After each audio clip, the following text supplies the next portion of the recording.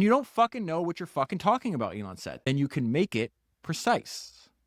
And so we see another quick story, combines a bunch of these operating principles, the fact that you're going to maintain a maniacal sense of urgency, you're going to work all the hours, you're going to be hardcore, you will move into Elon will move into the company, and that he insists on being a frontline general. Elon feared complacency. Unless he maintained a maniacal sense of urgency, SpaceX could end up flabby and slow.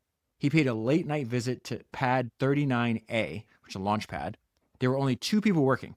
He expected everyone to work with an unrelenting intensity. We have 783 employees working at the Cape, he said in a cold rage. Why are there only 2 of them working now? He went into hardcore, all-in mode. He moved into the hangar at Cape Canaveral and went to work around the clock.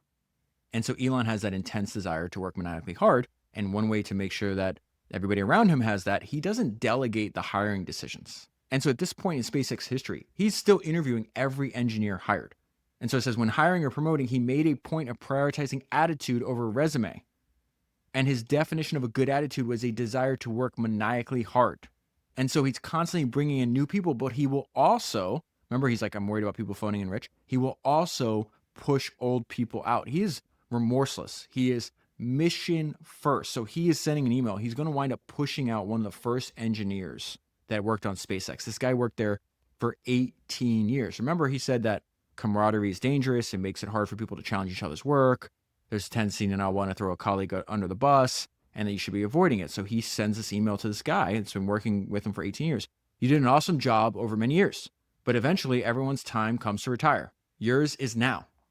Back to Elon comparing his work to other industries again and being easy to understand. If you ever come into a meeting and do not know what the idiot parts are, then your resignation will be accepted immediately. How the fuck can you not know what the best and the worst parts are? He continues, what are the 5 worst parts? Hughes says, there is the half nozzle jacket. I think it costs $13,000. Elon replies, it's made of a single piece of steel. How much does that material cost? Hughes responds, I think a few $1,000s.